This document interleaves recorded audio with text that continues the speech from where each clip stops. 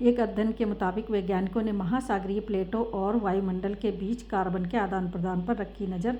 उसके परिणाम स्वरूप आइए देखते हैं क्या है।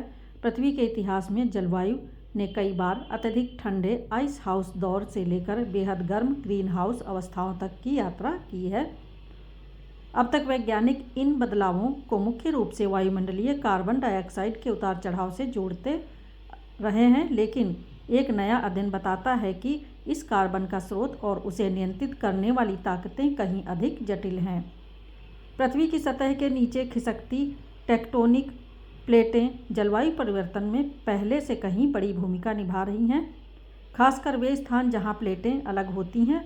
Journal communications earth and environment में प्रकाशित इस नए शोध में वैज्ञानिकों ने बताया है कि पृथ्वी की टेक्टोनिक्स प्लेटों ने पिछले 540 मिलियन वर्षों में वैश्विक जलवायु को किस तरह आकार दिया। अध्ययन के अनुसार कार्बन केवल वही नहीं निकलता जहां टेक्टोनिक प्लेटें टकराती हैं, बल्कि उन क्षेत्रों में भी बड़ी मात्रा में भूमिका निभाता है जहां प्लेटें एक दूसरे से दूर खिसकती हैं। जहां टेक्टोनिक प्लेटें आपस में मिलती हैं वहां ज्वालामुखियों की कतारें बनती हैं, जिन्हें ज्वालामुखीय चाप कहा जाता है।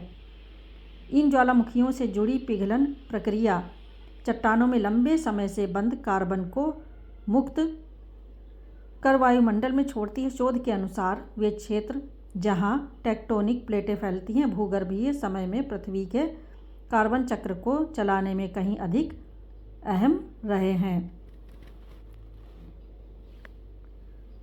समुद्री सूक्ष्म जीवों ने कार्बन उत्सर्जन पर डाला प्रभाव। इतिहास में ज्वालामुखीय चापों से निकलने वाली कार्बन को सबसे बड़ा स्रोत माना गया, लेकिन शोध बताता है कि यह भूमिका मुख्य रूप से पिछले 120 मिलियन वर्षों में ही प्रमुख हुई। इसका कारण प्लैंक्टिक कैल्सिफायर्स नामक सूक्ष्म समुद्री जीव हैं जो घुले हुए कार्बन को कैल्साइट में बदलकर समुद्र तल पर जमा करते हैं। ये जीव लगभग 200 मिलियन वर्ष पहले विकसित हुए और करीब 150 मिलियन वर्ष पहले महासागरों में व्यापक रूप से फैल गए। इन्हीं के कारण बाद के काल में ज्वालामुखीय चापों से निकलने वाला कार्बन अधिक दिखाई देता है। इससे पहले मध्य महासागरीय रिज और महाद्वीपीय दरारों से निकलने वाला कार्बन वायुमंडल पर ज़्यादा असर डालता है।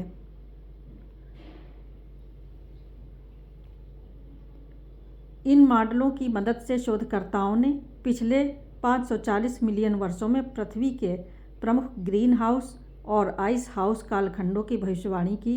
ग्रीन हाउस दौर में जब पृथ्वी अधिक गर्म थी, कार्बन का उत्सर्जन उसके अवशोषण से अधिक रहा। इसके उलट आइस हाउस काल में महासागरों द्वारा कार्बन को तलछट में कैद करने की प्रक्रिया हावी रही, जिससे वायुमंडलीय कार्बन डाइऑक्साइड कम हुआ और वैश्विक ठंडक बढ़ी।